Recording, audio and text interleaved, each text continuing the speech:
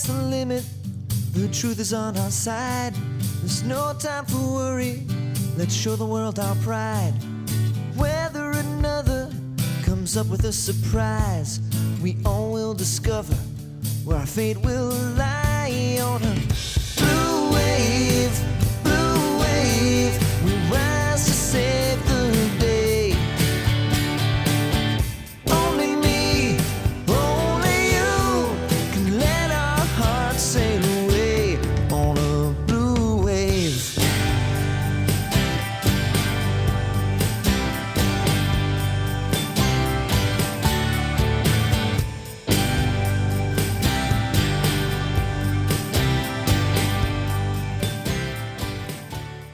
So this week on TruBlu Politics podcast, and Happy New Year, everybody. Happy New Year. We are going to be joined later in the episode by our favorite progressive talk show host, Stephanie Miller, from the Stephanie Miller Show and the Sexy Liberal, the Sexy Liberal Network. Yeah. That'll be exciting. Yes. So, Steph, Anita, sorry, I called you Stephanie. We were talking about the failure by the mainstream media. We were talking about the New York Times and the coverage going back to 9/11 and the build up to the Iraq War. And so you had brought up Dick Cheney citing. Yeah, Dick Cheney and Judith Miller and that whole, it was just kind of a conspiracy, actually. Yeah. So what are your memories of that time? Well, I just remember Judith Miller. She wrote this article, and it was the New York Times front page. Mm-hmm. That her source had told her that there was, I forgot about the tubes thing, but she also said about the uranium cakes from Nigeria, that was being used or sent to Iraq. In other words, they were building nuclear weapons. That was the whole WMD, remember? That was the reason why we had to go to war with Iraq, because of the big mushroom cloud. And they had to make us think that Iraq was building a nuclear weapon, and that we had evidence of it, which we did not. So she had put that in there, but her source, so Dick Cheney was her source. And then Dick Cheney went on to cite the New York Times, her article, as proof that this had happened, that Iraq was trying to get a nuclear weapon because of the uranium cakes from Nigeria. Right. And so it was just, he actually cited this thing that he was a source for. Right. And the New York Times, this is who the New York Times is, and they still are. Judith Miller, that's a paper of record. So people did trust that. Sure, absolutely.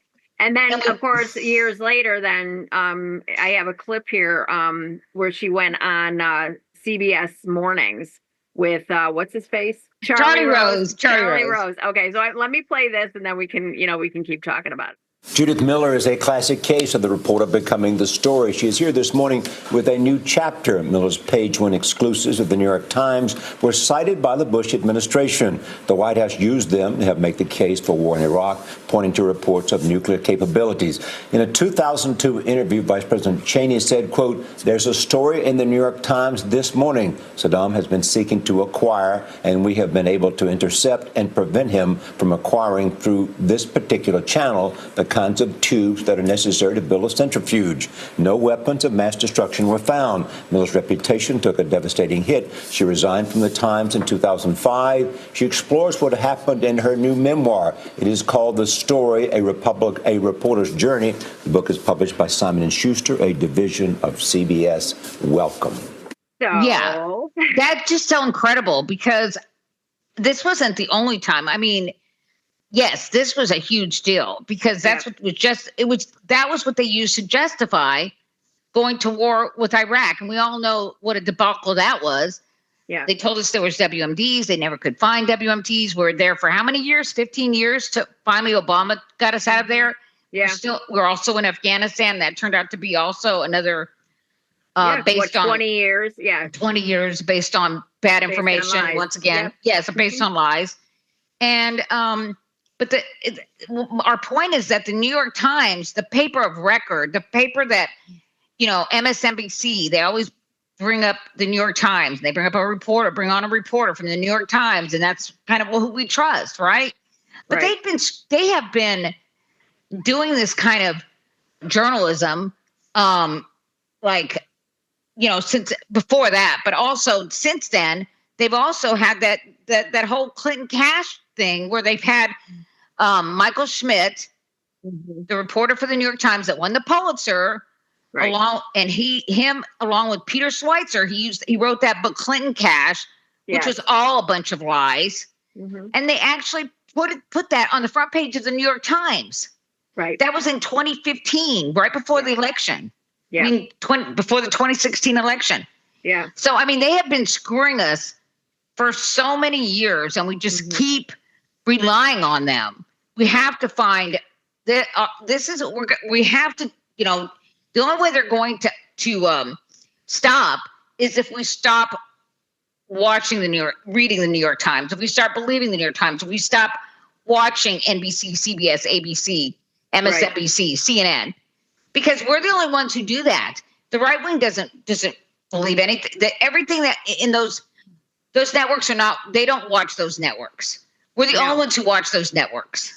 Right. Because we still want some reality, and we still want to see kind of what's going on, you know, on, you know, the mainstream media, how it's perceived. But, you know, we should never have gone to war with Iraq, but we had a mainstream media that didn't do their job. Right. Yeah. Donald Trump should never have been president.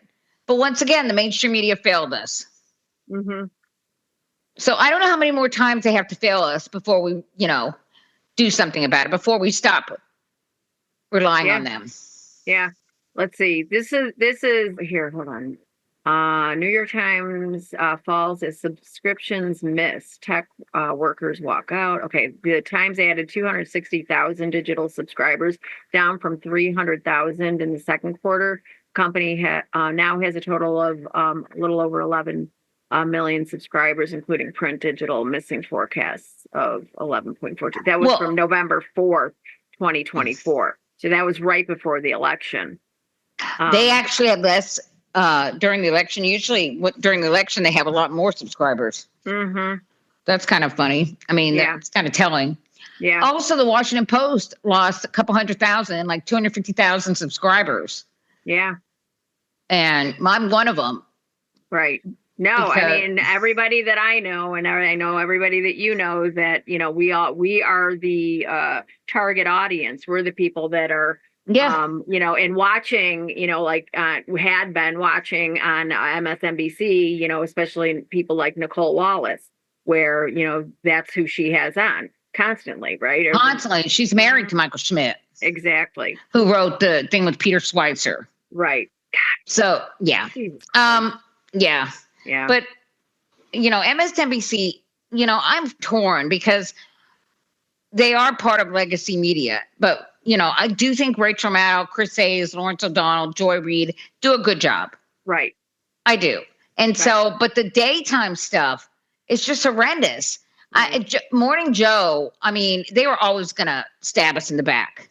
Yeah, of course. Of course, because Mika, and the only reason that Mika and Joe, and we've talked about this, the only reason that they were at all on the, you know, I mean, and it's not true, never Trump side, the never Trump side, but although they were with Trump. Yeah. Well, they helped get him into office. They helped get him into office. And then the only reason that they got off the Trump train was because he went after Mika, right? And then he went after Joe. And then he went after Mika, right. And he went after Joe, and he started attacking them. Right. Started saying he was going to tell their secrets, and yeah. So, and then he accused Joe of being a murderer. I mean, just ridiculous things, right? Yeah. So, and Joe and Mika now are scared, so they're like trying to make friends, you know, and it's humiliating, honestly. But, yeah, just forget about the morning and the the Katie Tour, and who else do they have on there? Like during the day. Katie. Well, Andrea Mitchell. Andrea Mitchell, she's gone now, right? Yeah, but just awful people. They're just terrible. Yeah. And they're just not worth watching. But and CNN is never worth watching. No. Yeah, they're even worse. Yeah. So I mean, but the only people that were watching CNN, because I know people who watch CNN, and the people that were watching CNN are, moderate Democrats. Right. And they have pissed them off. I know people who said, I can't watch CNN anybody No, I mean, I have been off that train for a long time, but anybody that they had that is actually interested in any kind of facts, they're gone because they were completely bought by a right wing. Yes. And they bring on that guy, that MAGA guy. What's his name? Scott Jennings. Yeah, Scott Jennings. I mean, what is the point of him? The things he says, like they were having a conversation about this thing with Greenland and Panama and Canada. Right. I mean, and Donald Trump threatening, like even saying that he would not rule out using military force against these countries, right? Right. So they're talking about it like it's just like, normalizing it. And Scott Jennings, like, well, I forget how he put it, but they were basically saying things like, oh, well, that would be the biggest land mass, of the United States, purchasing or attaining, not purchasing because we'd be taking it over since the Louisiana Purchase.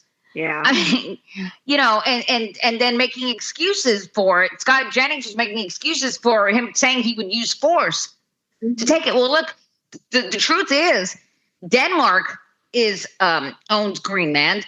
Denmark is a member of NATO. NATO has already said they would declare war on the United States because they would have to if the United States invaded Greenland. Right. I don't know. And Panama. I mean, it's just so who talks like that anymore? Yeah. Yeah. I don't know, except for Putin. And now let me, while we're on it, and it's, kind of veers off a little bit from the, the media's role here.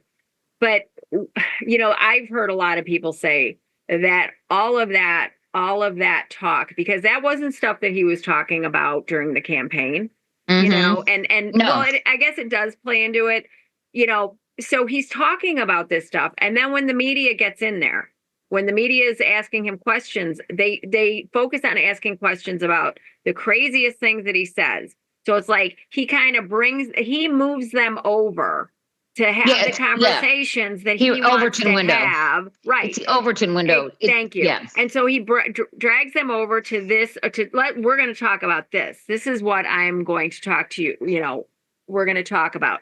And then what they don't do, their failure, is they don't say, okay, you ran on talking about bringing prices down. You spoke about all these things.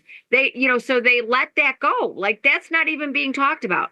We're not talking about inflation. Yeah. We're not talking about the cost of eggs. We're not talking about any of the things that he campaigned on.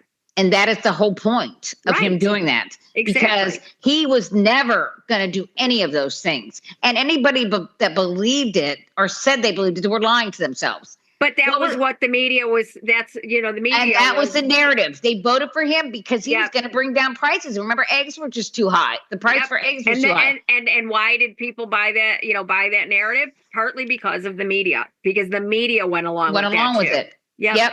And so he was never going to. I mean, he said in that interview I think this was with Kristen Welker, right? That horrible interview she did. She's Is there any other? Yeah. Well, with Kristen Welker, no. Right.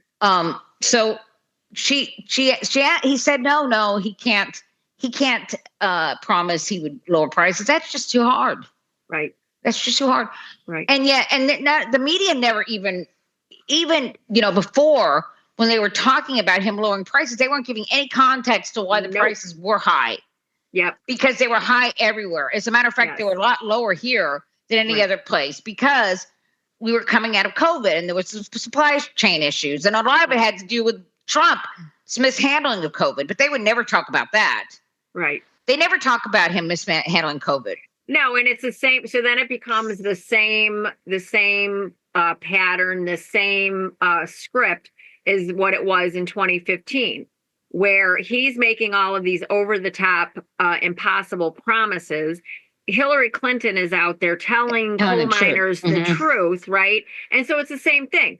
The Harris campaign, they're out there acknowledging what people are feeling, that not everybody is feeling great. Acknowledging that, validating that, but then also talking about real solutions. Meanwhile, Donald Trump is making over the top promises, this and that. And then what happens?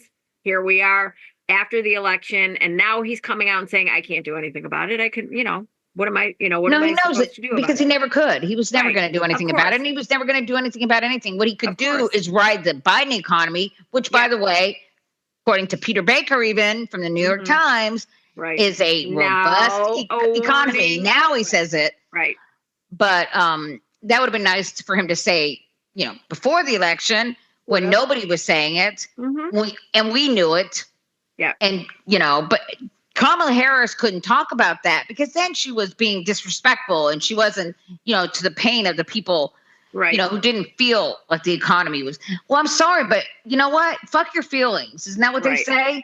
Yeah. It's not about how you feel. Why doesn't the media just report the facts? Here are the facts. The economy is robust.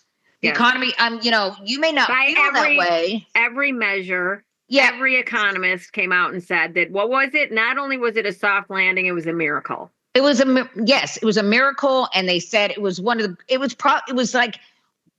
way far, like double. Our GDP was like double that of the rest of the world. Right.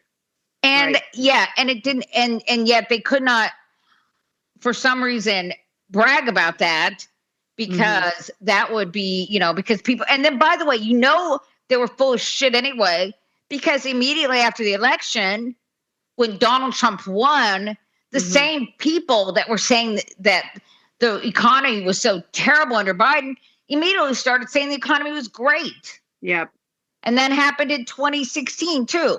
Exactly. It is nothing to do with reality. It's the same fucking thing over and over again. Not talking about it, like you said, giving the context, this is why. And this has been, we have the lowest inflation. We have one of the best recoveries of economies of any nation post-pandemic, right? Yeah. And and again, but we had the best. We did. We had the best. And we were the envy of the world. Yes, absolutely. And so, now going forward, and of course, and you had alluded to this, that now Donald Trump is going to be running around taking credit for the good news that's about to come because we do have a robust economy. And so, and the media is going to let him do it. And I heard, Pete Buttigieg say what his mission now is to go out, and every time he has an opportunity, he's going to get out there. And when there's the good news, he's going to report it, tie it back to the Biden-Harris administration and the accomplishments of Biden-Harris and the Democrats. The infrastructure bill, the child tax credit, the insulin caps. Not just the infrastructure, but the CHIPS Act. The CHIPS Act. Thank you. Yeah. And the different things. Yeah, there was so much of it. Honestly, it was hard to talk about. So much of it, and so of course Donald Trump is going to try and claim credit, and the media is going to just go ahead and let him do it.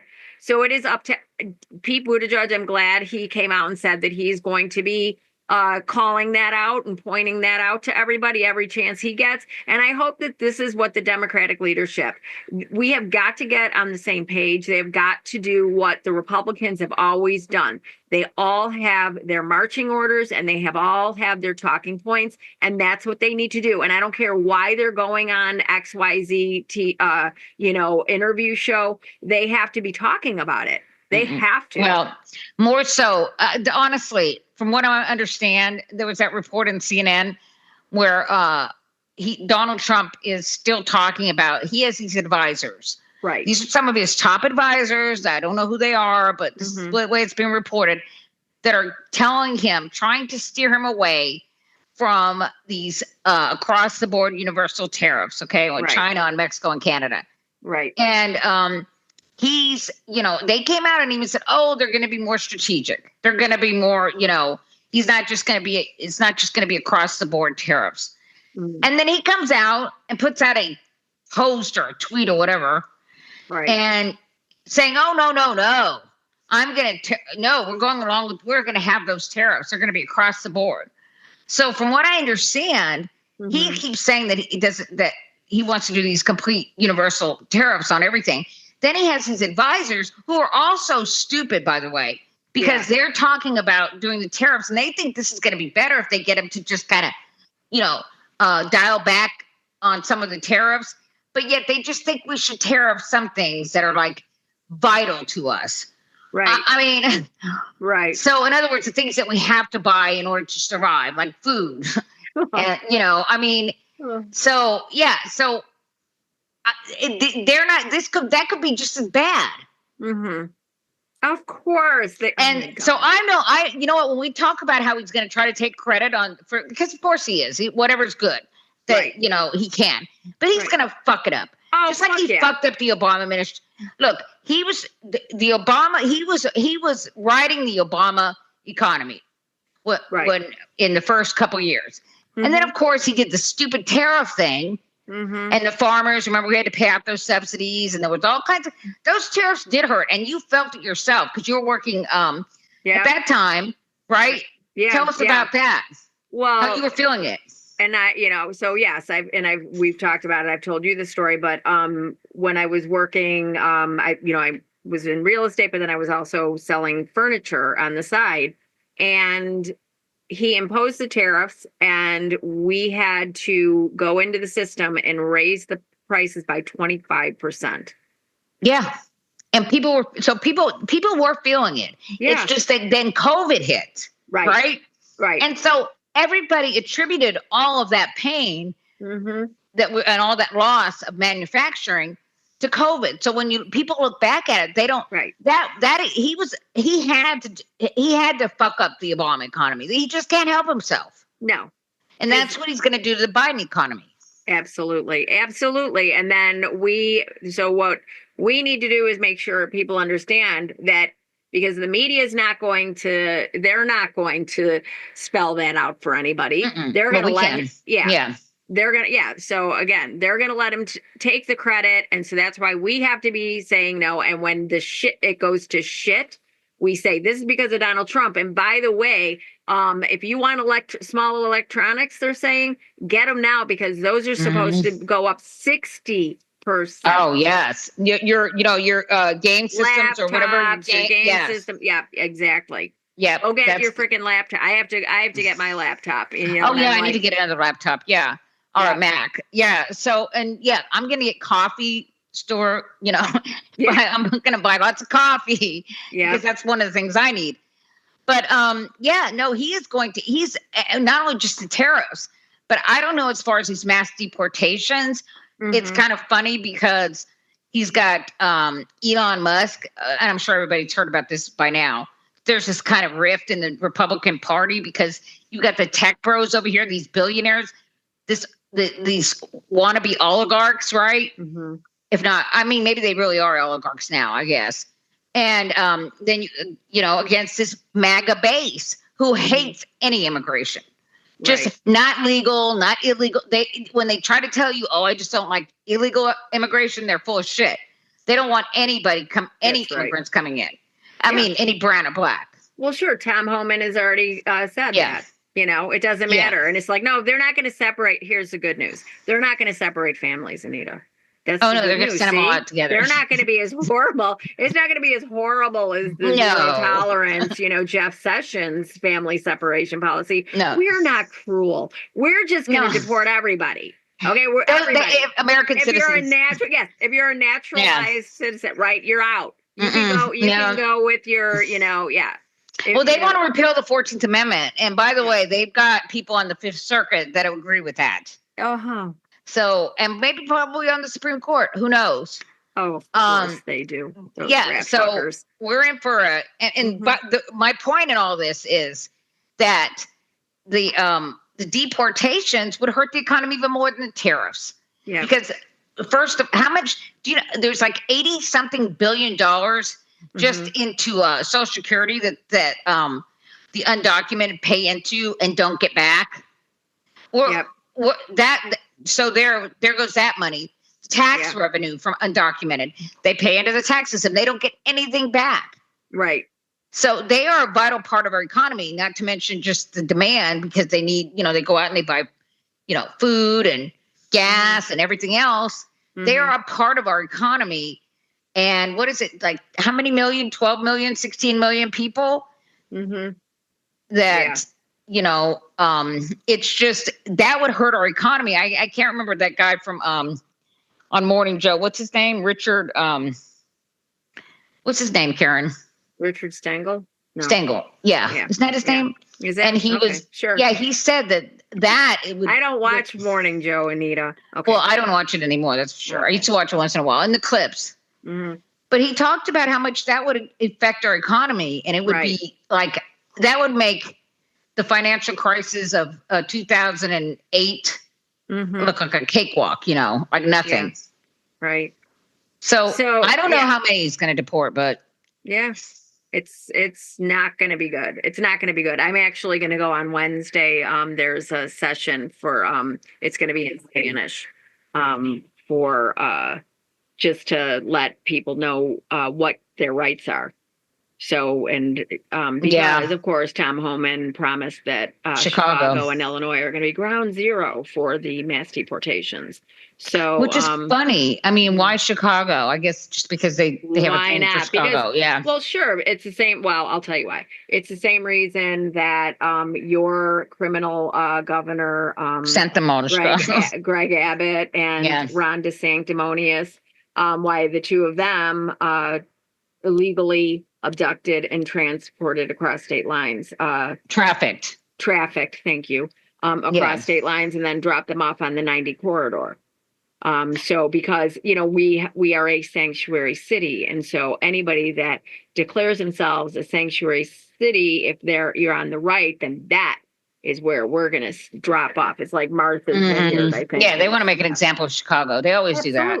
Absolutely. But the truth is, if they started in Texas, that it would cripple Texas. Right.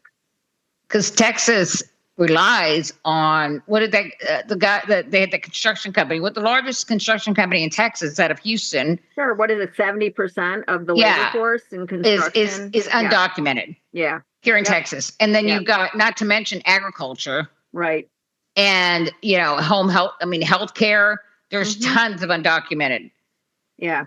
In the healthcare industry. They take care of the, seniors, and they work in nursing homes, and they work in homes, and it's just a lot of people are saying that, because of all of that the reality is going to be that they're not going to actually deliver on that.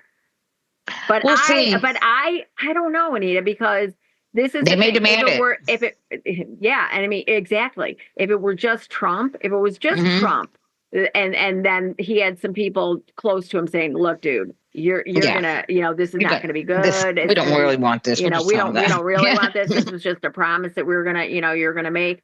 But the thing of it is that all of these people that were giving him money, all of the people that are giving him money now, for the inauguration committee, the Project 2025 folks, the Heritage Foundation, Peter Thiel, all of these people, the Elon Musks that bought the presidency and are now saying that, no, we're not going to hire Americans. We're going to use these other immigrants. I know. Yeah. The tech bros. Yeah. So, I think it's going to get ugly. I think it's going to get ugly. Yes, it is going to get ugly. But I don't know what these people thought. Right. I guess, what did they think was going to happen when the richest man in the world was buying them the presidency? Because that's what he was doing. Right. And I mean, what did they think? He was not going to want anything for that? He was just doing it out of the goodness of his heart? He's not even an American. He's a South African. Right. Right. I mean, he's been. Yeah, who by the way, came here on he was illegal, undocumented. Right. Yes. He was undocumented. Exactly. I mean, what did they think? I mean, seriously, did they think that he was not going to want anything? Did Peter Thiel just do, just a good fun JD Vance for nothing? Yeah. Yeah, goodness of his heart. He just loves America so much. Loves him some JD Vance. Yep. So we, getting back to then the media, and their just complete desire to create this both sides narrative, gin up, the partisan bullshit, so we did go back to, the coverage of 9/11 and then the build up to the Iraq war.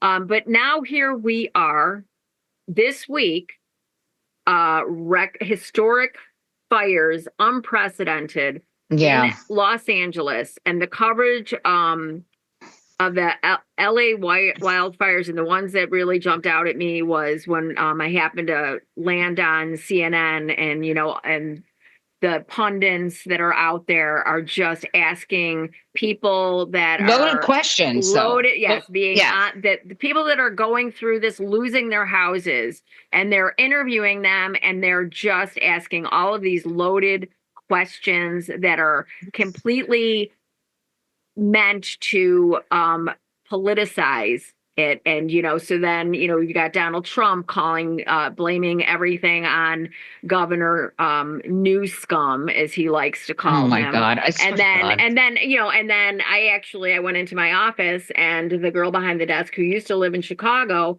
she was like, well, yeah. And, they cut the budget. They cut the budget for the fire department. And so, and of course the mayor, where's the mayor? And I said, where are you seeing that? Well, she's seeing it on social media. And then of course that narrative is being perpetuated, added to by the mainstream media and all of these pundits asking these loaded questions, when in fact, they have emergency reserves. And from what I understand, they did add, I can't remember the exact number, but it was like right around like $50 billion to the fire department, to the funding. And I might be, I don't quote me. It might be, it may be off. But point being, it's not that they're not prepared. It's not that they're not prepared. It is the fact that this is on record, a record dry winter, record drought in LA. It is, there's record winds. This is not normal. None of this is normal. But of course, climate change. It's climate change, right? Okay, so here, I'm going to play this clip. So I happened on CNN, and they were asking all of these loaded questions, and my head is exploding, and I'm yelling at the TV, as we always do. And then I was like, fuck this. And I went over and I was like, Lawrence O'Donnell, who, he is one of the people that I still can tolerate on MSNBC. Yeah. And he's very fair. He, from, the time that they were trying to drag Biden down, he was one of the only ones that was defending him and and I know pushing back. Right. Yeah. So I love Lawrence. Anyways, so here, I'm going to play this, but he had a man on the street. And so I'm going to play this, and then we'll talk about it on the other side. Try to get any sort of flow and not have enough to conduct an adequate firefight. The San Francisco crews telling us that they had to call for a tanker. Precious minutes ticking by as we watch those flames take over yet another home in the Pacific Palisades. There was a firefighter on the roof who told me if we had enough water coming out of that hydrant, we probably could have saved at least part of this home. Instead, it's likely a total loss. Even with that tanker coming, by the time it did arrive, it's essentially just a defensive fight to keep that fire from spreading to other nearby homes. And we saw that play out yesterday at the Eaton fire near Altadena, Lawrence, and we saw that play out again today. And it just underscores a lot of the frustration in this particular firefight here. Yeah, and the officials have explained, actually President Biden conveyed that one of their explanations today about how power has had to be cut to many of the systems that power the pumps for the hydrants. I know that power's been off on my street all week because of the danger that is felt about the possibility. There's a lot of above ground overhead power lines and electrical lines going on telephone poles in those neighborhoods, and they're afraid of fires moving across that. Morgan, there's so many additional resources that we've seen there, including these remarkable planes from Canada that drop down into the Pacific just off the Palisades, scoop up water, fly it back up over the Palisades, and drop it. A family member of mine.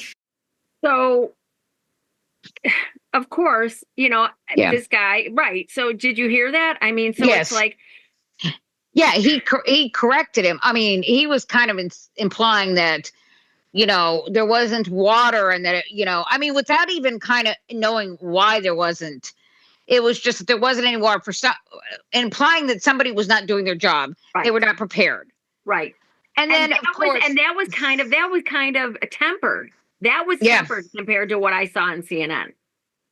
It's just disgusting. I cannot, this is the kind of crap you do not hear when Republicans fuck up. Right.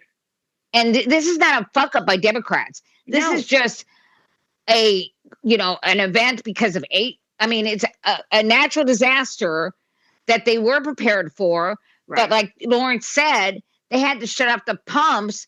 Right. Because they had to shut off the electricity to the pumps. So the pumps were working. That's the reason why this reporter didn't know that, didn't bother to check that out. Yeah, and that's not what's important now. What's important is that we have to, assess blame. We have to blame somebody, but we're not going to talk about the elephant in the room. And I climate change, literally mean the elephant in the room. And that is, this and this partisan game that they like to play when stuff like this happens under Democratic leadership. So we're going to just pile on and we're going to try and say, see, they're not ready. They're not prepared. They didn't, so, and then implying again that they're, not fiscally responsible. They don't, they're in that. Oh, I know. But it's also a way to stop not talk about climate change. Of course, exactly. Nobody is talking about climate change. So let's talk about climate change. Let's talk about it. If we want to get partisan, let's talk about it. We have Democrats in Congress that have time after time introduced legislation to address the problems of climate change, to address the superstorms, that would help, the hurricanes that have been all of the superstorms, the hurricanes, so much worse. And now what we're seeing now, and one of the things in that same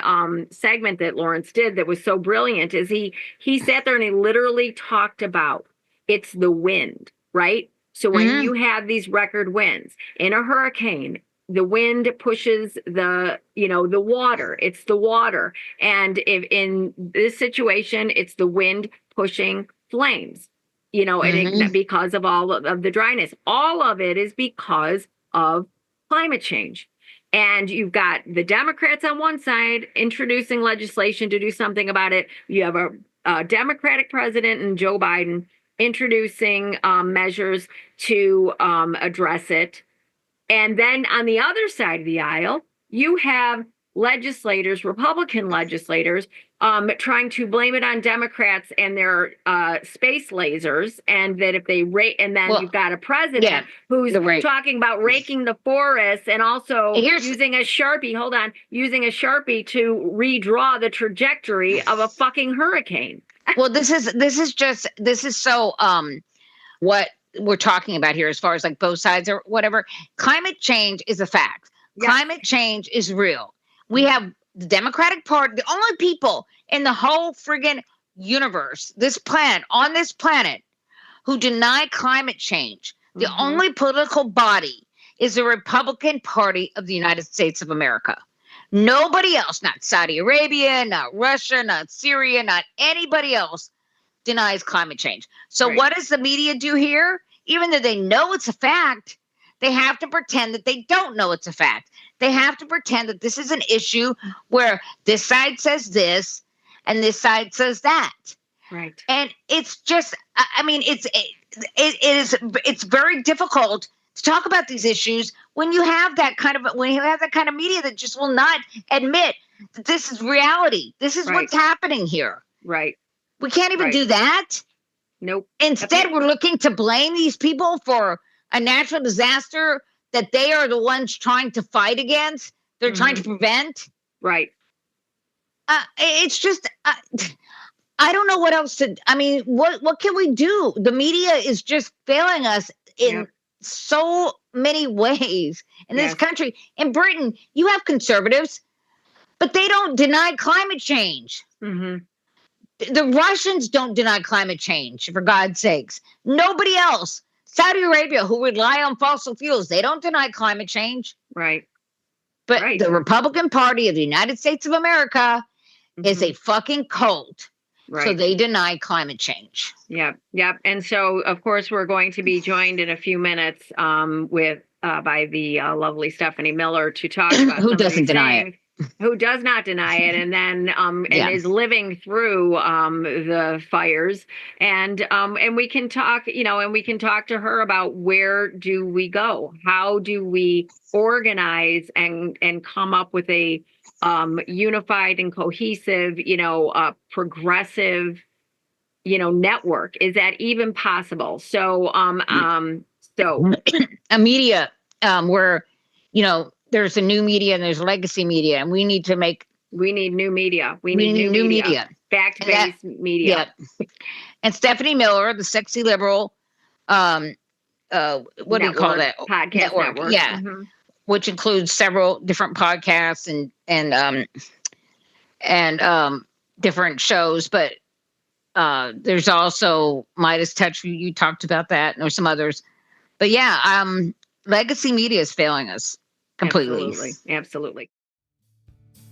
This episode of TruBlu Politics is brought to you by Night Sky Woodworks, featuring gorgeous products like cutting boards, cheese and charcuterie boards, and beautiful tea light holders, all crafted in their Chicago, Illinois wood shop, all of which have eye-catching designs and make the perfect complementary piece for any kitchen or living room.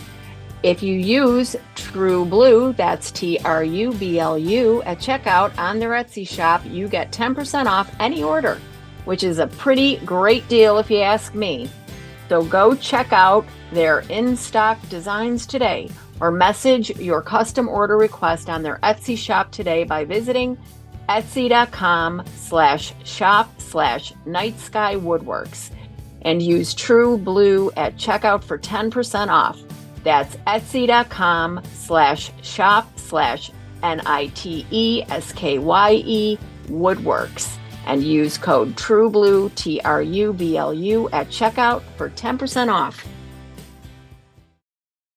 So first of all, thank you so much, Stephanie Miller. Yes, thank you. Oh my God, such an honor. Progressive. Are we on? We're on.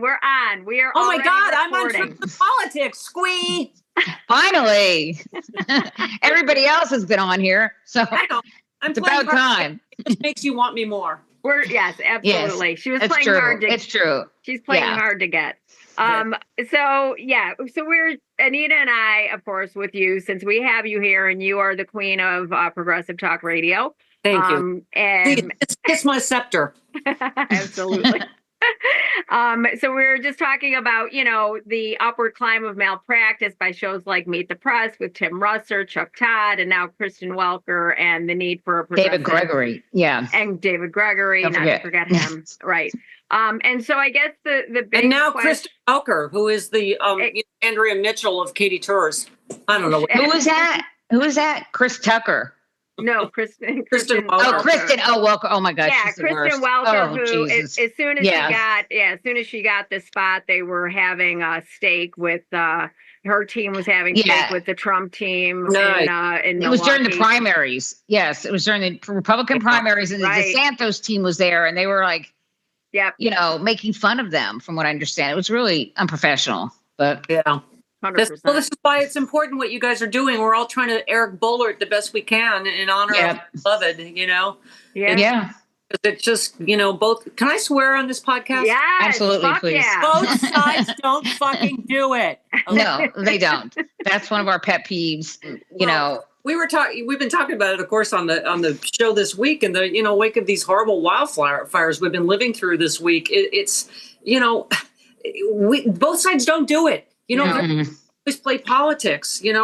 Yep. When it When hits there's a natural disaster, we don't do that. Yeah, we always do the right thing. When disasters hit here, they just cannot wait to blame Democrats and celebrate people's tragedies. It's just despicable. It is. It is. It really is. Well, we happened to turn on CNN. We were looking for some current Clips. reporting, and we went to the Weather Channel. They were on to just the weather. But we went over to CNN. It was Aaron, what's her name? Aaron Burnett and Caitlin Collins and this other idiot that was on the street. And they just go in there and the questions that they're asking people, they're just trying to gin up. They're loaded. Yeah. That's how we got here. Right. Not the actual economy. It's disinformation on the economy and the mainstream media's inability. I mean, the fact that Peter Baker's writing a piece now about how great. Oh, I know. Oh my God. I'm so fucking lot now. I know. Really. And yes, they knew the economy was good. They knew that what Joe Biden had done for the economy. And they still, if they reported it correctly, then somehow they were going to be seen as being biased. Yeah. And they can't just report the facts. What caused his approval rating? I know. The stories about his ageism were just endless. And so, of course, that's the only thing people said. And then that's the problem with the debate is we all admitted because we are fans of facts on this side. Is it was terrible. His debate was terrible. Yeah. But it played in, unfortunately, to the mainstream media narrative. They've been pounding for that debate did. So that debate played right into it. And that was the problem because it kind of confirmed to them all the things that they had been saying. And, we saw it as like this one-off. And honestly, I think that Joe Biden could have overcome that. I really do. Because people forget about the debates. By the time of the election, nobody was thinking about the debate Donald Trump had, with Kamala Harris. Yeah.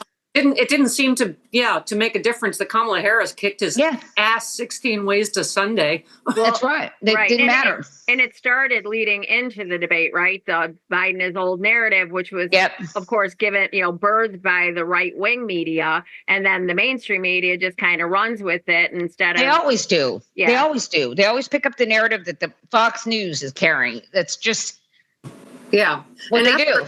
Around the most hateful, divisive campaign in history. Oh my God, I know. Civil and reach out. Here's something I can't say on my show, but they can suck my tit. Oh, okay. Yeah. You're blue.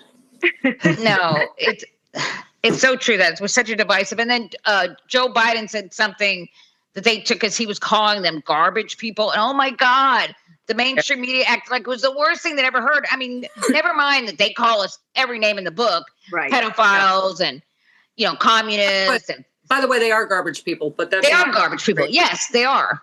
I think you say it. It's not, as we keep saying, it's not about politics anymore. I just think you're more disgusting if you voted for Trump, it's just. Absolutely. Elon Musk is calling them that now. He called them contemptible fools. He called them all kinds. He called them retarded. He said Americans were too lazy and retarded. That's why they had to get, workers from other countries. Can you imagine a Democrat saying that? Yeah. I mean, he's calling, Governor Newsom and his stupid. Oh my God, no. Yeah.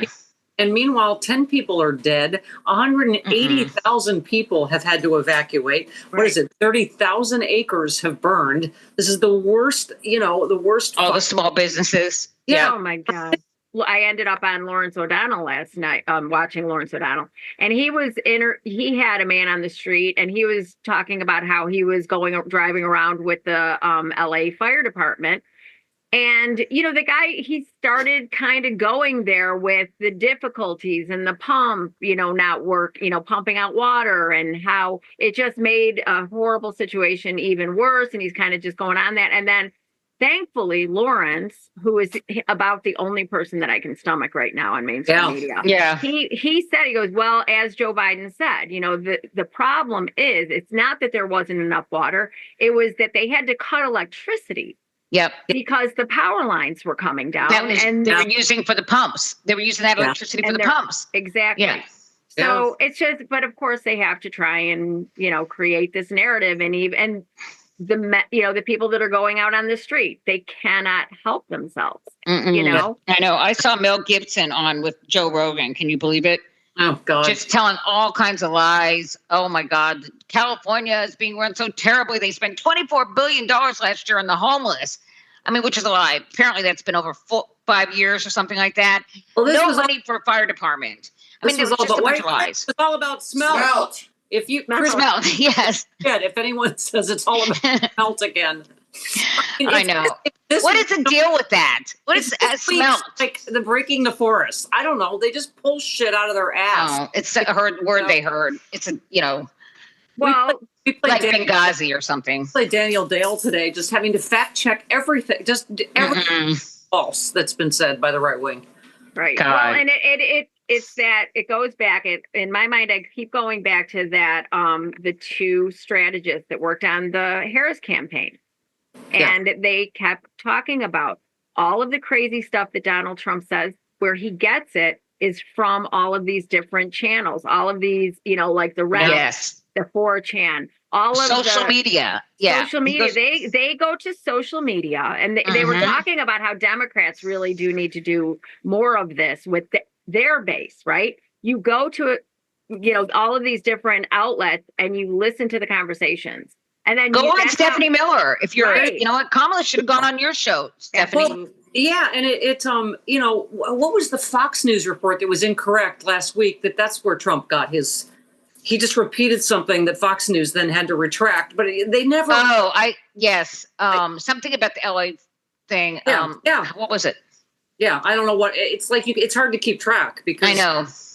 I mean, and Fox News is going to have to pay another huge settlement now to Smartmatic. But the sad thing about the right-wing media infrastructure, that's just part of their business model now. Yeah, they don't care. They count that as part of, They'll just pay it and, and keep lying.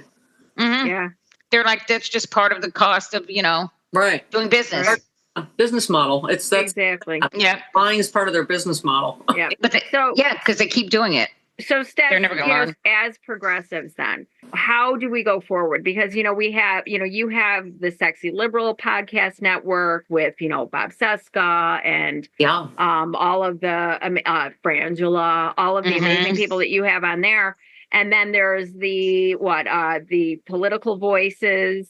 We have Midas Touch that came around in the last couple of years. TYT, forget about. Yeah. Forget about. Oh, we're not short on talent on our side. Get the lineup on SiriusXM Progress. John was saying Michelangelo Signorelli, Dean Obadala, our show. Right.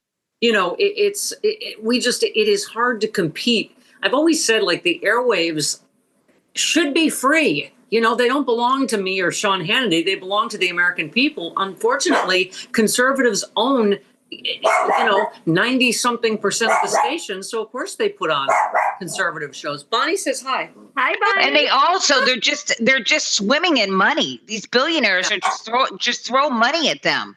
Almost anybody can be a conservative pundit. And so I don't know how we. So where are our millionaires and billionaires? Where like Mark Cuban, of course George Soros. After this election, then they're never going to get it because we didn't lose. It'd be different, Karen, if we lost, and Anita, if we lost on actual issues that we were wrong on. But we lost on all lies. They bought the presidency. Really, these billionaires, for the other times, to start going over tax rates or this kind of policy or whatever. But it just, it is absolutely a solid wall of disinformation that buried. And I think it probably wouldn't have mattered if it was Biden or Harris or whatever. The narrative, was set about the border, about inflation, about, and then, I think it would have been ageism, obviously, against Biden if it wasn't the sexism and racism that was weaponized against Kamala Harris. I mean, it's all about the information ecosystem. Right.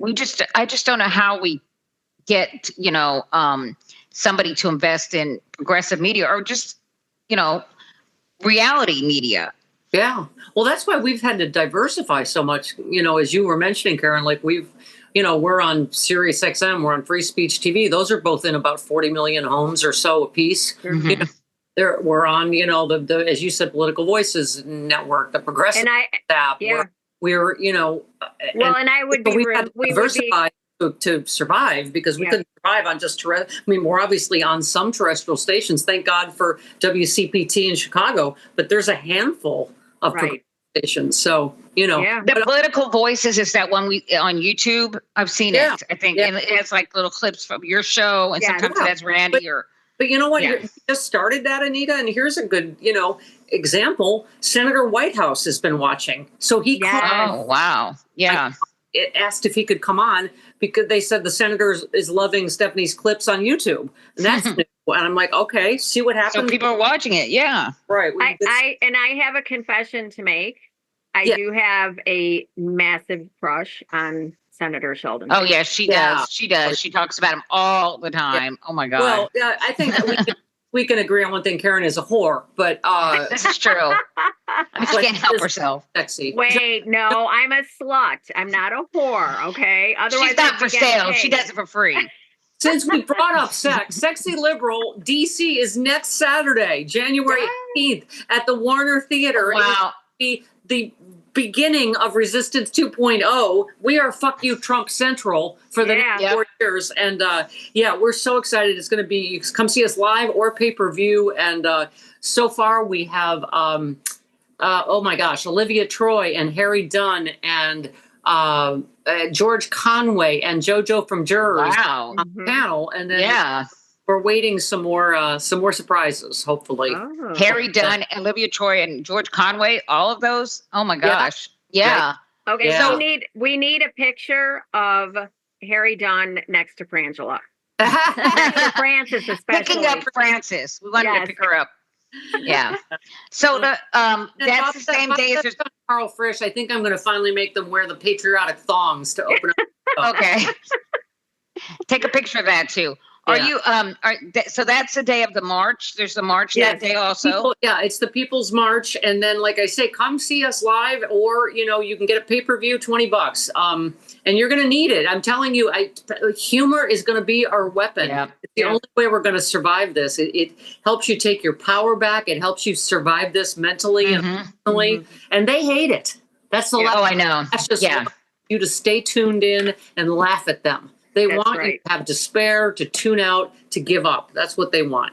Yes. And we're not going to let them. We're not going to let them. We're going to keep our joy. We're going to laugh. We're going to find our communities. We're going to walk together. We're going to bike together. We're going to hike together, right? That's what we're going to do. Case, fuck as many senators as you possibly can. But, I'm for that. Yeah, absolutely. So am I. So is Karen. She thinks of Anita. Oh, Anita. So Karen, are you going to be there in DC if Sheldon's there? Listen, I am ready to hop in my car at any moment. No, I think I'm going to stay local. Rich, my husband, was nervous the last time we had the Women's March going to DC. He was kind of worried.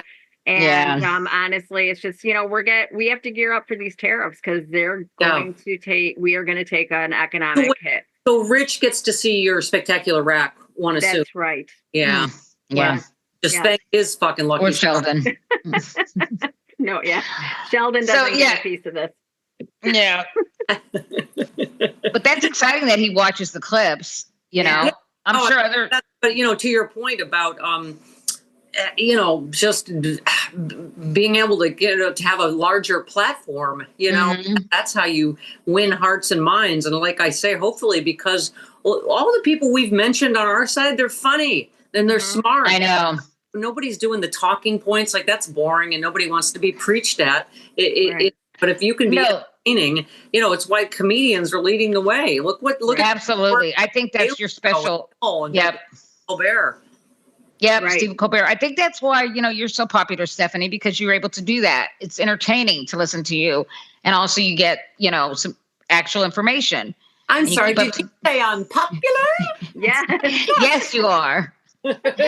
Very popular. Yeah. And so, if we could just kind of use that model more often, maybe, and just put, make it funny. You're right, Colbert, Colbert or Jimmy Kimmel. Yeah, and you know what else is I keep saying is self-care, and that's why I'm so happy. Like, Karen's doing her Steph Head walking group, and I'm a huge cyclist and hiker, and it's going to be so important. Self-care. Take a break you need to. Take care of yourself. Do what you love with who you love. I'm going to invite friends over later for some holy shit, we survived the fire champagne, you know. Yeah. Oh my God. Yeah. So, yeah. And you know, I got to spend time with my beloved sister and her family over the holidays, and you just gotta, I saw your handsome romantic son, Karen. Oh my. Yes. Oh my. Yeah. Yes. He kind of has the Sean vibes. Yeah. When I met Sean, I was like, oh my gosh, you remind me so much of my son Jimmy. Aw. Because Jimmy is a sound producer. He's sound production. Yeah. Oh, cool. Well, you know, we just got to have each other's back, and that's say. If you're tired, just take a break, and you know, someone else will take the torch for a minute. But I mean, we just got to have each other's backs because we are on our own now. You know, like we do that. Karen and I do that because you know sometimes I'm burnt out, sometimes she's burnt out. Yeah. It's been the biggest challenge since the election, I think, is that everybody is feeling it all together, all at the same time. And so I think now as we're kind of coming out of it and it's settling in, now I feel like people are kind of staggered. So like I might be having a terrible day and Nita's having an okay day. So we kind of lift each other up.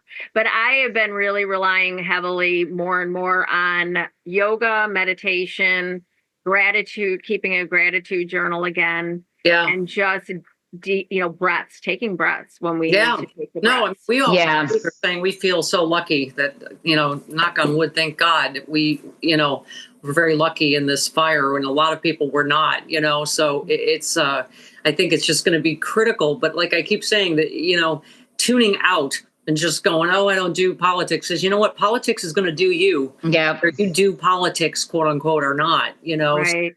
But again, you can keep your sanity and keep your sense of humor and do that because, you know, at least we listen, there's 75 million of us. We're not some weird minority, you know, and we always have cycles in American politics and we just got to figure this out and onward and upward. Absolutely. Well, Stephanie, I know you have a busy schedule and we thank you so much for joining us. Thank you so much, Stephanie. Such an honor and privilege. We love you so much. Absolutely. And, you back. I'm only here because of people like you guys, you know, so it's I mean, you know, you jingles, you people are important.